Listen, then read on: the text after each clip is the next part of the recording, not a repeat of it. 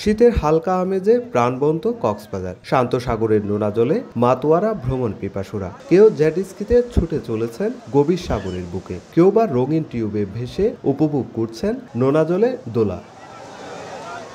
সাপ্তাহিক ছুটির দিন হওয়ায় সাগর তীরে বসেছে উৎসবের আমেজ। সমুদ্র স্নানের পাশাপাশি প্রাণ খুলে মেতে উঠেছেন বালিয়াড়ির খেলায়ও। বালুচরে পরিবার পরিজন নিয়ে খেলাধুলা, কেউ ঘোড়ার পিঠে চড়ে ঘুরছেন বালিয়াড়ির এক প্রান্ত থেকে অন্য প্রান্ত, আবার কেউ চড়ে বসেছেন বিচ বাইকে।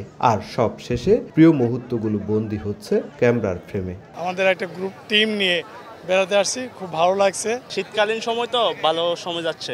এখানে সমুদ্রের গর্জন সন্ধ্যার পরে বৈশা নিতে ভালো লাগে। ডিসেম্বর জুড়ে লাখো পর্যটক আসার প্রত্যাশা ছিল সৈকত পাড়ের ব্যবসায়ীদের, তবে এখনো শুক্রবার ছাড়া দেখা নেই কাঙ্ক্ষিত ভিড়ের। এতে কিছুটা হতাশ স্থানীয় ব্যবসায়ীরা। সামনে চাইতে আরো বেশি হয়তো, মানে অনেক ভালো লাগবে। এখন তো পর্যটক কম।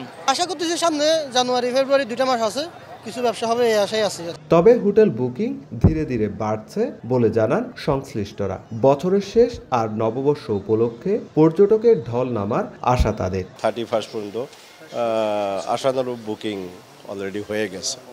আশা করি সামনে আরও বাড়বে, কিন্তু যেহেতু সামনে নির্বাচন, হয়তো এটা ফেব্রুয়ারিটা নিয়ে আমরা খুবই চিন্তিত আর কি। গভীর নীল সমুদ্র, বালুকা বেলার উৎসব আর শীতের আমেজ সব মিলিয়ে ছুটির দিনে কক্সবাজার মাতিয়ে রাখেন পর্যটকরা।